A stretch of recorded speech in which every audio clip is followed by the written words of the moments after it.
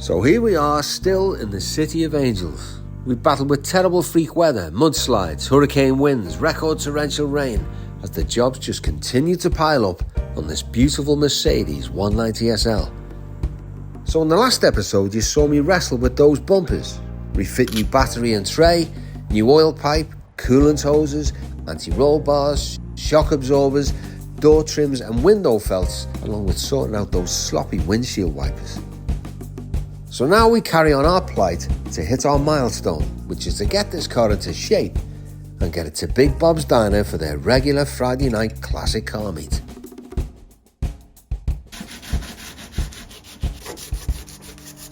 So it's straight in at the deep end, and let's get that new boot seal on.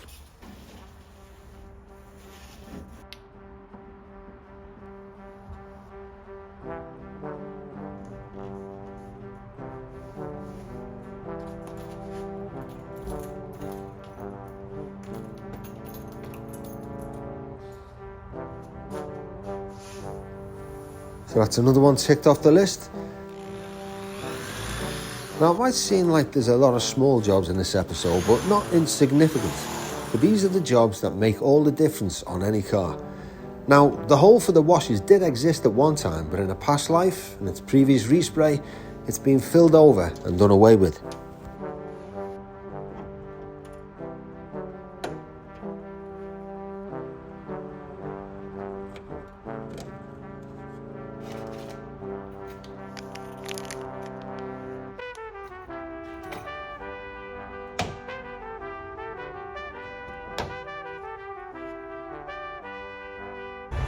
See this is the tube which basically comes from down here in the car near the pedals.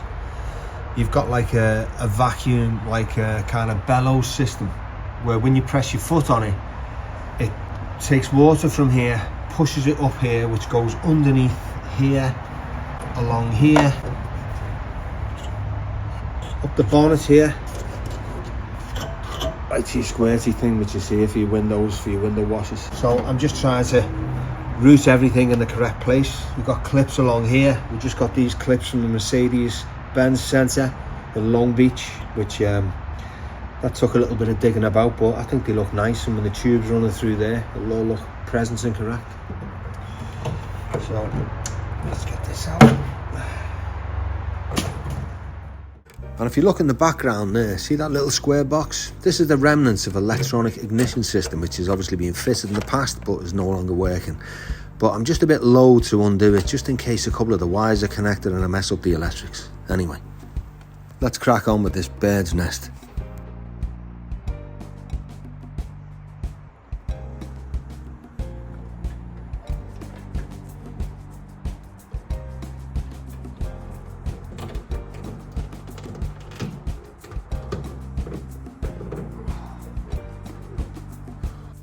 You may remember in an earlier episode that I fitted new twin Weber carburetors. I'm just going to do a basic setup so I can run the car. And first up, I'm going to seat the idle mixture screws. I'm going to turn them clockwise to seat them, don't over tighten, just till they're nipped. And then on each one of them, I'm going to just turn them out 1 1/4 turns. So it's the same for all of them, just 1 1/4 turns outwards anti-clockwise, and there's 4 of them in all. I then remove the screw to the progression holes here, and then carefully looking down them to see the butterflies. By moving the throttle linkage, you can get the throttle plates in the same position by just turning the throttle idle screw. When you're happy, replace the screws.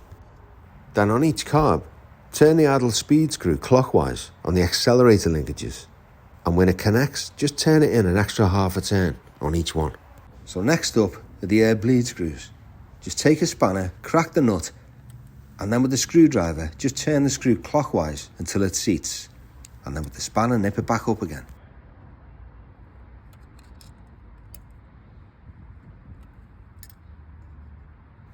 One, 2, 3, and that's 4. And then start up the engine.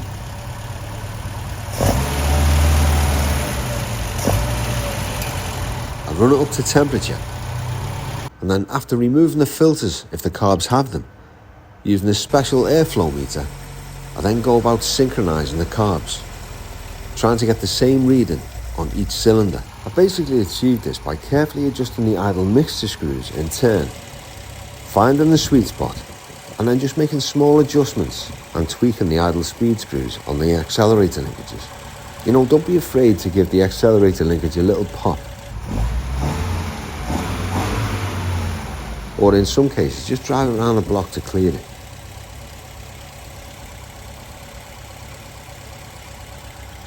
And as a starting setting, I'm happy with that. I set the idle speed at around 1100 RPM for now. That'll do. Okay. I replace the filters and then I move on to them worn out, sun damaged, multicoloured seats.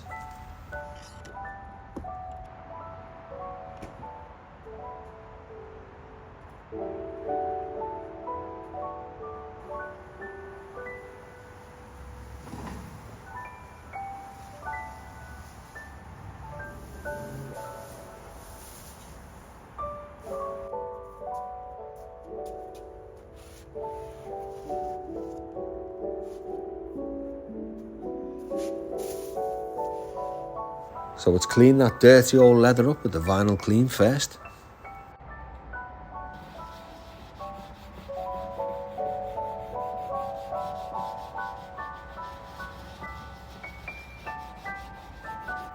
And then you apply the vinyl prep, which leaves a kind of sticky surface so the paint adheres.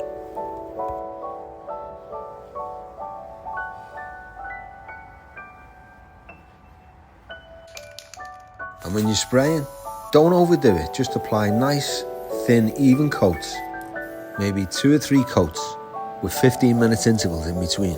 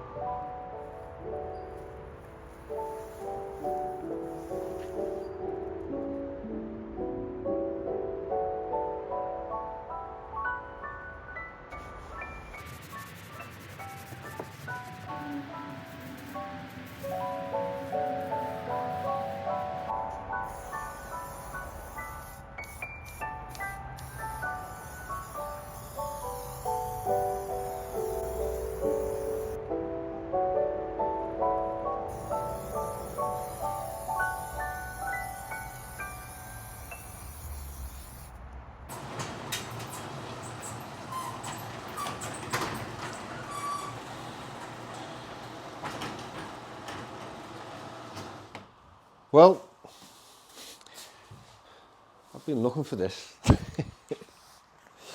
Yeah, so as you can see, that's the interior basically finished now.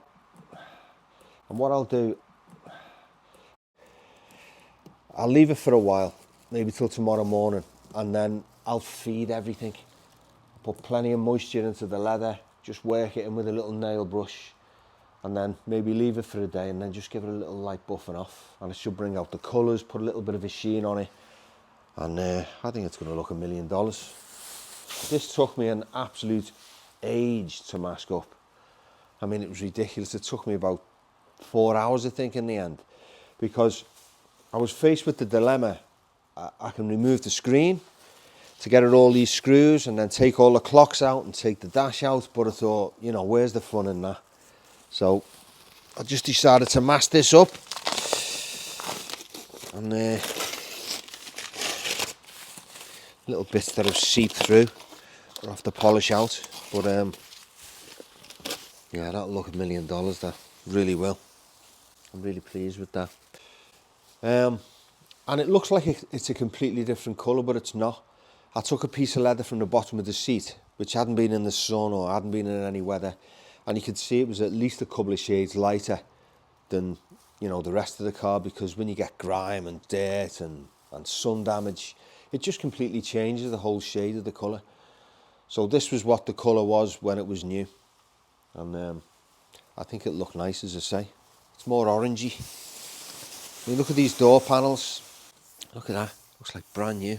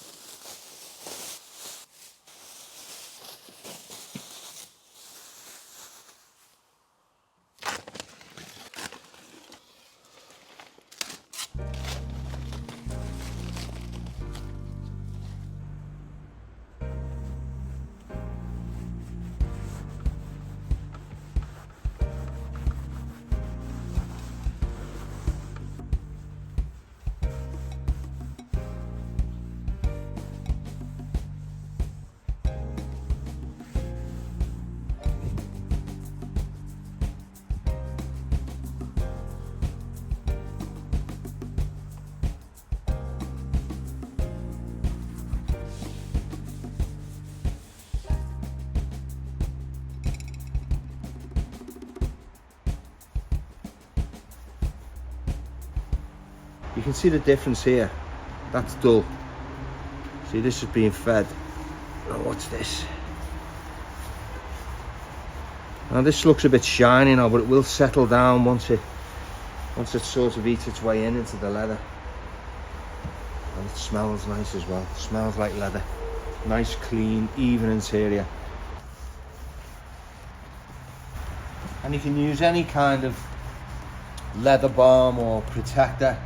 I think this is just a generic one, a 3-in-1 by Griot's Garage, but they're all pretty much of a muchness. There was Maguire's there was all different types, but because this was kind of thick and creamy, I thought this would work its way in better into the leather rather than be a spray.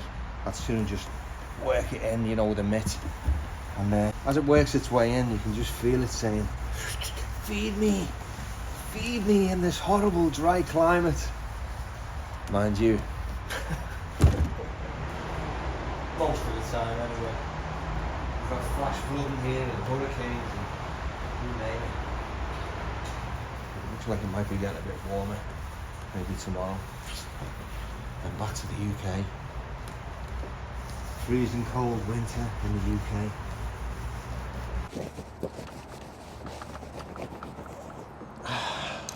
I mean, look at that. You can't argue with that, can you? And I can't give a shout out enough to this company. It's called Technispray. It's in Birmingham in the UK. It's called Kolorbond. I used to call it vinyl coat. I've been using this for about 35 years now, and it's never let me down.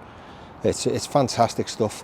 And you'll get like a pack. I think there's 3 aerosols in the pack, and it comes with the cleaner and it comes with the prep as well. And as long as you do it in the right sequence, I mean, look at the results. The thing is, it doesn't rub up on your clothes, it just stays permanent. The colours bang on, as long as you give them a little colour match, like from the bottom of your seat or somewhere that's not seen or used, they'll just match it perfectly to what it was like when it was brand new. Look at these seats, it's absolutely transformed it. They were all different colours because of the sun and the rain and the whatever dirt damage. And when you look at them now, you know, they look about 2 years old. So Well done, Technispray, Kolorbond in Birmingham. And if you're interested in this product, you'll find a link to their website in the episode description below. Right, I'm just going to use a bit of this on my face.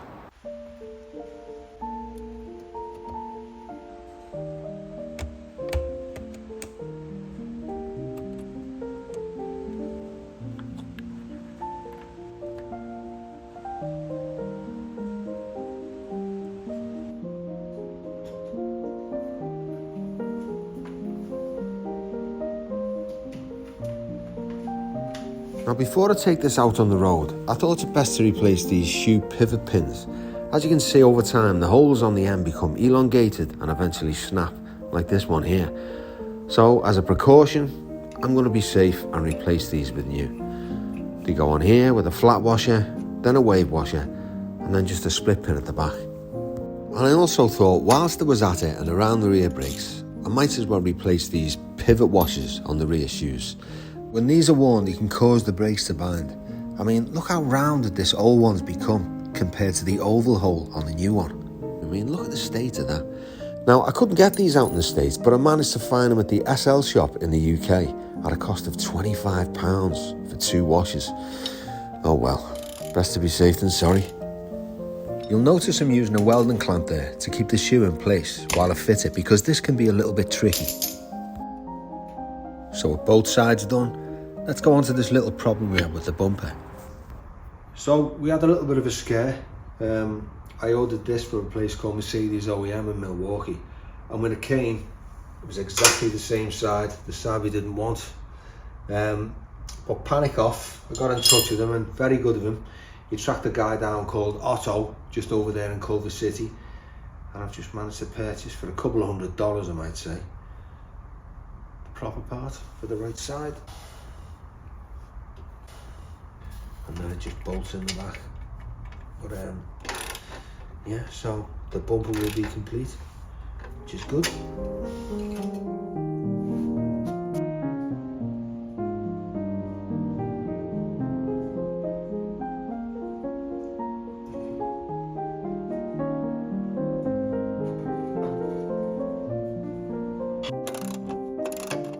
Oof, and while I'm under here, just look at that. This generator is barely hanging on by a thread. You can see this bolt is totally loose, and the other one's like a modern hex bolt that's been stuffed in there. How this is still on the car, I don't know. When that's all made good and tightened up, whilst I'm under there, I might as well do an oil and filter change.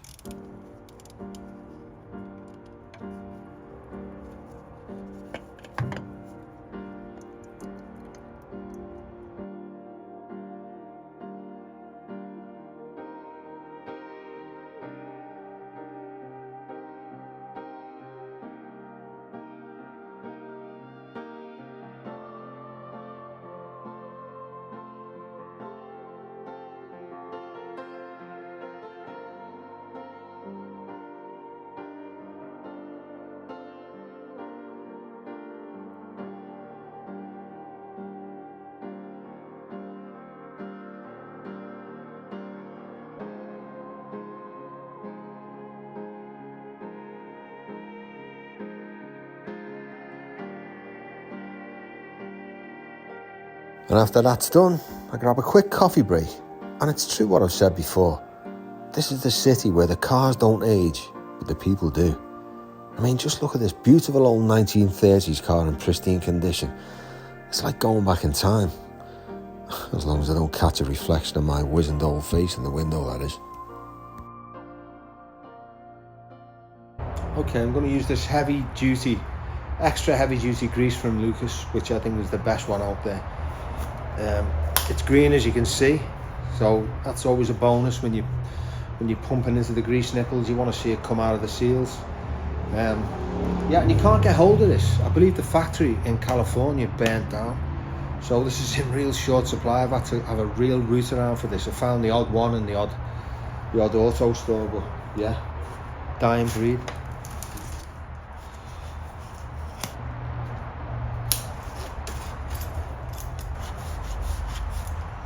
Fire up the compressor, and away we go. Now there's probably about 30 odd grease nipples on these, and they're all there for a reason, so make sure they're all greased up regularly otherwise the part will seize up and invariably fail.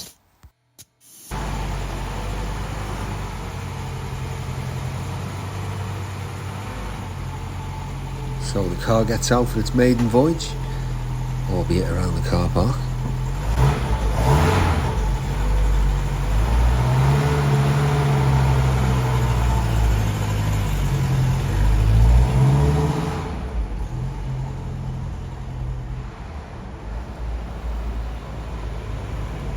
That all feels nice. Gearbox is nice and smooth.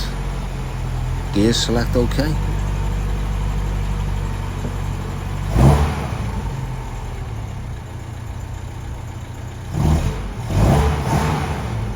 Sounds good.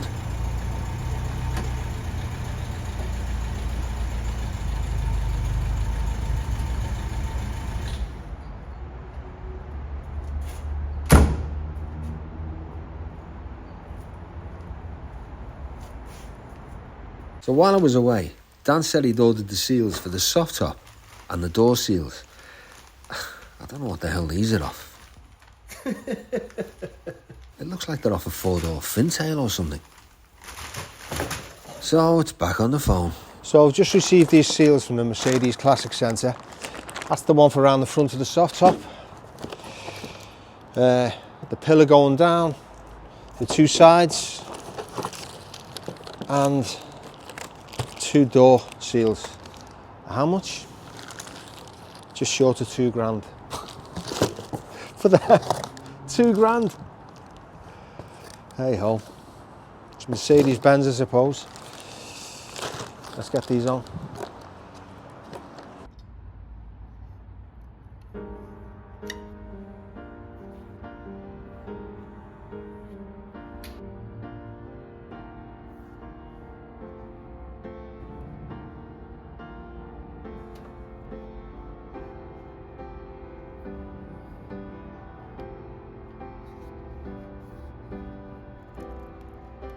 See the way these just go hard and brittle in the sun?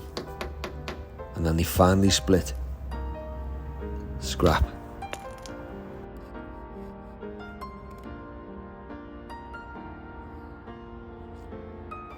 Off with those old door seals.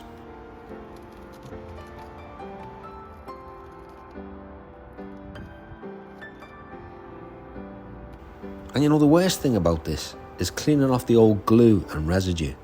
Just take your time and scrape it all off, because if you don't, it's simple. The new one just won't stick.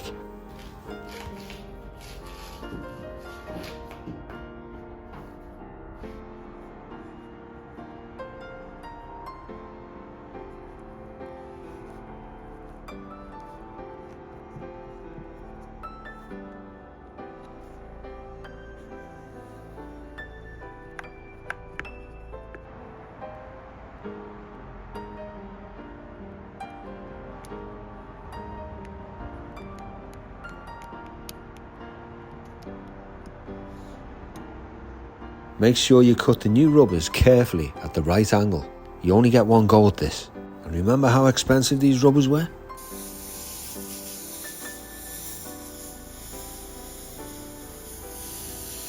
Now with the years and years of dust that have accumulated on top of this hood, I'm just going to carefully blow it off. I don't want to wash it because I don't want the dirt to go into the hood itself.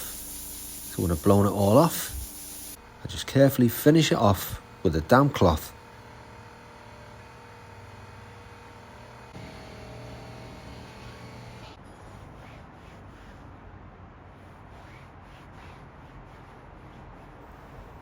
And look at that, good as new. Now although the paint's not perfect, it definitely benefits from a good clean.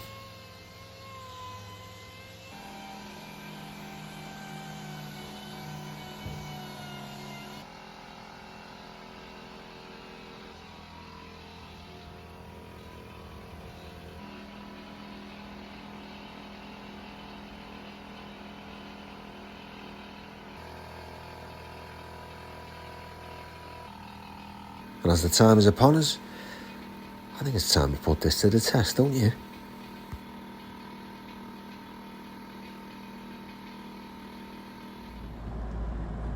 so far so good. First time out in 24 years. Indicators work, great. Everything seems to work, even the fuel gauge, temperature gauge. It's just, yeah, I'm, really surprised how smooth the car is. No rattles to speak of, doesn't seem to be any leaks. The brakes are a little bit scary, I must say. Drums all round, I'm kind of not used to them. When you drive a modern car, it's a real shock when you get into one of these. But yeah, so far so good. Let's hopefully we'll make Bob's show.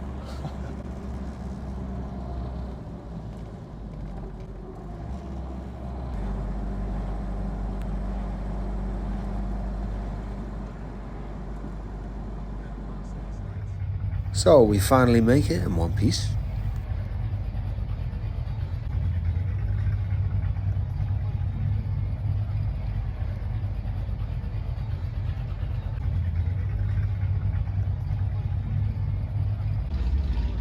And straight away I come across a guy who used to own one of these back in the day. So I got your car, Charles, yeah? You got it. You got it. Yeah, I had it in 56, 57, Yeah. back in Chicago. And I drove it for about a year or so, but I was like 20, 21 years old at the time. Yeah. And I wanted something faster and sportier and can like drift around a corner. So I traded it in. I think I got about $2,400 for it, something like that. There's a lot of money in them days. Yeah, and I traded in for a MGA Mark II, which is the last MGAs they made. Yeah. I suppose they're not the fastest cars in the world. Right. But they're a beautiful looking car, aren't they? Well, of course. I mean, they're not as beautiful as the... I love the 300 SLs. Have you ever seen one of those? Yeah, of course. Didn't Hugh Hefner have one of those? Yeah, Hugh Hefner had a 300 SL. Yeah. And I knew the mechanic over at where I used to get a service in Chicago. It was called Lober Motors. And in fact, the mechanic's name was Arlen, I believe. And one day I was over there, and he asked me to, you want to take a ride in Hefner's 300 SL? I said, yeah, sure, why not? So I think we had to deliver it to somewhere in Indiana, which is, I don't know, about 50 miles away, something like that. Wow. So, I got to ride in Hefner's 300 SL. So that was You should have fun. went into the house as well. Well, I think that's what you're probably hoping for, wasn't it? Right. Anyway, yeah, I saw him again over at his mansion here in Los Angeles. And, he walks around with his bathrobe and his pipe. And so he's, right now I guess he's buried next to Marilyn Monroe's burial site in the Hollywood Cemetery on Santa Monica Boulevard. So, what a lovely story. Yeah. You must be some age. I'm 81. Oh, God. Yeah. And You look well on it. Thank you. When I had my 190 SL, it was a nice car, it was enjoyable. I wish the hell I still had mine. No, they are a lovely looking car, aren't they? Couldn't afford it today, but hey, what can I tell you? First time out in 24 years. Yeah. A proud moment. Absolutely. Anyway, lovely to meet you. Okay. And thanks for telling me your lovely Gary. stories as well. Good to talk to you. All the best. All right, man.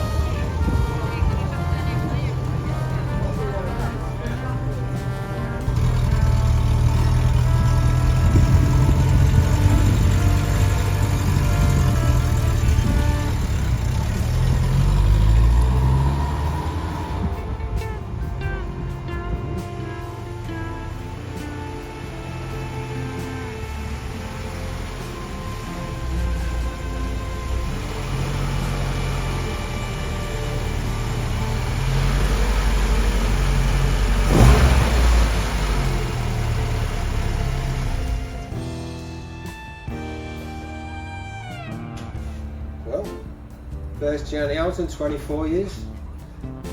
I'd say that was a success, wouldn't you?